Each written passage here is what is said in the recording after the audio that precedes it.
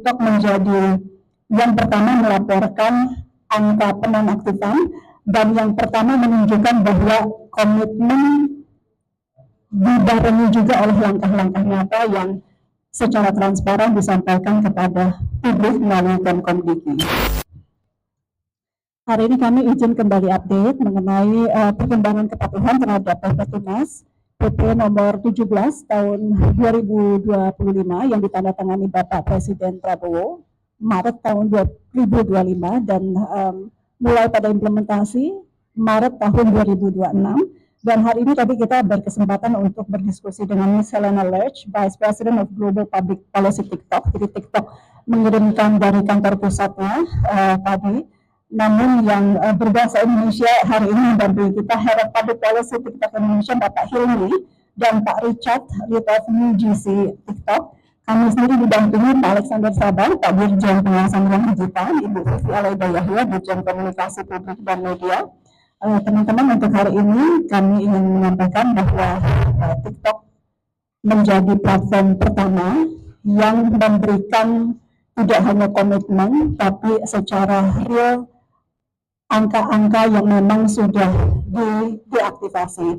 Artinya apa? TikTok menjadi yang pertama melaporkan angka penonaktifan dan yang pertama menunjukkan bahwa komitmen dibarengi juga oleh langkah-langkah nyata yang secara transparan disampaikan kepada publik melalui Kemkomdiki.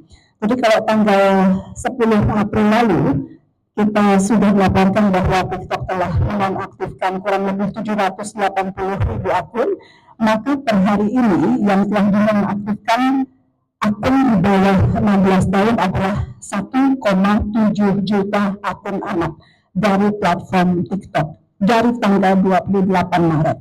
TikTok juga menyampaikan secara langsung rencana aksi kepatuhan yang lebih rinci dan terukur untuk ke depan, dan kita juga tadi tidak hanya membicarakan mengenai penonaktifan akun-akun anak, tapi bagaimana juga kejahatan-kejahatan digital seperti judi online bisa terus ditingkatkan penanganannya, khususnya yang ada di platform TikTok. Dari penjelasan tadi kita juga sudah melihat komitmen-komitmen yang dilakukan oleh TikTok untuk memantau lebih ketat lagi para user-usernya, sehingga mungkin kemarin ada sedikit gangguan yang saya rasa mohon dimengerti, dan juga ini juga untuk perlindungan anak-anak kita, sehingga kalau ada gangguan-gangguan sedikit tadi disampaikan oleh TikTok bahwa kalau memang ada akun orang dewasa yang tidak sengaja ikut ternonaktifkan, maka segera laporkan untuk normalisasi dan akan dilakukan dengan cepat. Teman-teman sekalian, kita juga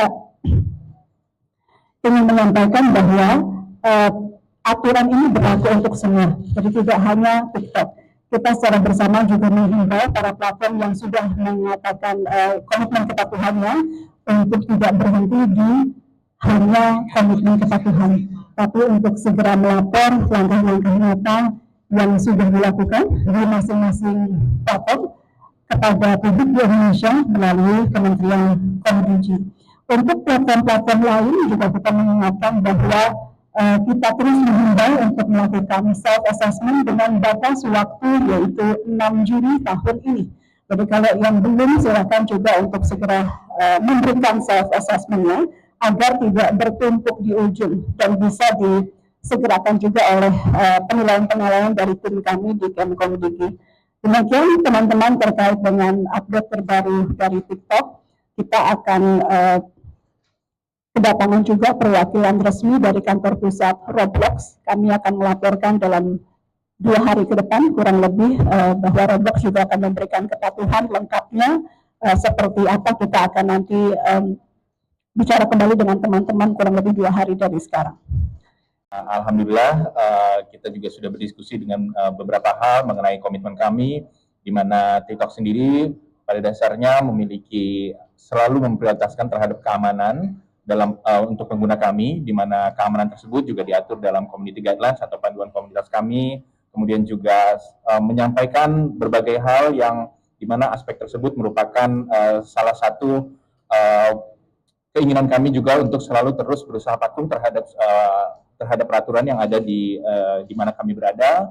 Sekaligus juga kami terus berinvestasi dan kami sangat-sangat mengapresiasi dari Komdigi yang sudah menjadi partner kami selama ini untuk terus menggiatkan baik itu literasi digital maupun berbagai kampanye lainnya seperti anti judi online dan lainnya yang gunanya adalah untuk bisa meningkatkan kembali literasi digital dari masyarakat di Indonesia. Demikian, Ibu. Ada kurang lebih 82 juta anak. Lalu kalau kita turunkan ke 16 tahun sesuai aturan ini ada kurang lebih 70 juta anak.